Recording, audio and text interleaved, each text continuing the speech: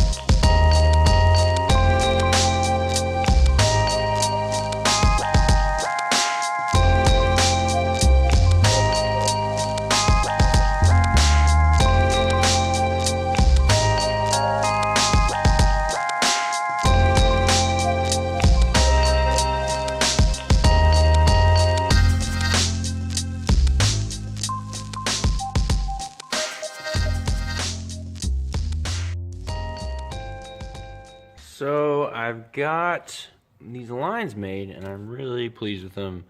I've got the feed right here, and for the first time making AN lines and like hoses, I'm really pleased with how these look. Yeah, super happy. I think they look really clean.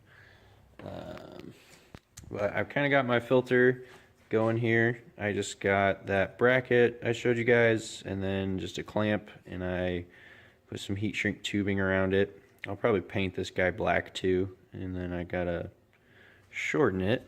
But I think, see that little bolt right down there? I'm just gonna kind of mount that, something like that. And then we'll cut up this feed line. I'll make its own hose, and it'll come out of an AN fitting, go down to the bottom, come out the top, and then I'll make its own hose back to the quick connect. But that's pretty much, I'm just working on this bracket right now. I think it's coming along pretty well. So the filter is in.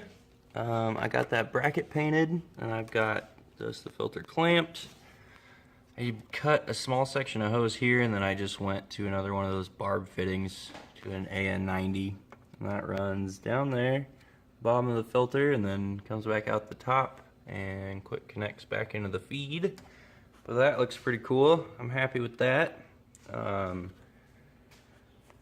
didn't do a great job filming the pump install or wiring it, so I'm just going to show you guys. So basically I've just got power wire coming off here, and it runs up to this circuit breaker. And then, well, this, first of all, this is just like a Jigs fuel pump relay kit. But yeah, to the circuit breaker, it goes back around and into the firewall there. And then it goes all the way down the tunnel under the carpet back to the back seats. This power wire runs right here to this relay. Relay is actuated by the old power and ground for the stock wiring, stock pump. And then it sends, the relay sends power. I put this big 12 gauge connector in it, and then I got this, it's called like a wire through bulkhead. So I drilled a big hole in the top of the hanger, and then I just ran this guy down through there and soldered right to the other end of the connector on the Walbro 450. But it's all wired up, and it works well. Because we're using the factory power and ground to actuate the relay, it still primes the system just like normal, and turned out pretty well. So pretty happy with that. It's all wired up, and fuel setup's pretty much done. So I think we just got to do a quick boost leak test, which I'll show you guys how to do that, and then we'll be good to get tuning. So to do a boost leak test on your Subaru, it's going to be ideal to have like an aftermarket turbo inlet. This is just a plug from the hardware store with a compressor fitting in it.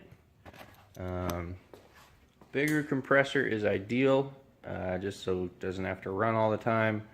But pretty much we're just going to hook up air to this guy. Also want to vent your crankcase. I have a Crawford AOS, so I can just unplug this, and then I plug this line out of the turbo inlet so it stays plugged. If you don't have an AOS, you can pull your oil cap off. That'll vent the crankcase. But basically, I'm going to hook up air to here, right into the turbo inlet, and then you'll go inside the car and start your regulator on your air compressor low, and just keep adding pressure. Go for like 10 psi, and I like to verify inside the car on the boost gauge, just because I don't necessarily trust that gauge. But so basically you just hook this up, and then get yourself some soapy water and start spraying every single thing that will see boost. Every vacuum connection, everything on your intercooler, your bypass blow-off valve, everything, all your gauges for your boost gauge, all your vacuum tees, your TGVs, your injectors, every single thing that will see boost. So hook this up. And with the Grimspeed MVC, it's got a little bleed port. You probably hear that. That's normal. But pretty much just start spraying and check everything.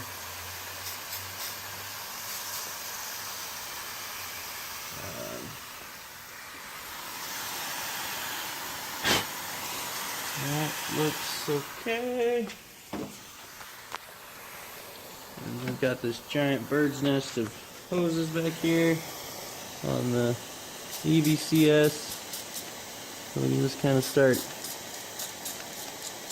coating those. I don't know if you can really see that.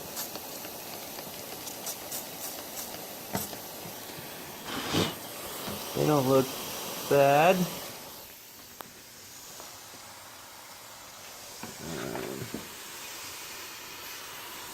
I got these tees down here, vacuum tees.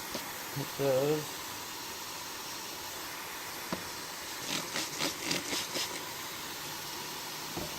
So see that guy? Let me get a light. See that bubbling? That's a boost leak. That's what we don't want. So I'll fix that. But that's pretty much all there is to it. This first round's just with like 10 psi. Once I fix all the 10 psi ones, I'll probably focus. Crank the boost up to what I'm going to run, which is probably somewhere around 20 pounds. So crank that up 20 on the regulator and then do this again until we kill all those stupid bubbles. But yeah, just spray everything with pressure hooked up in the manifold, and that's how you do it. Make sure you vent your crankcase.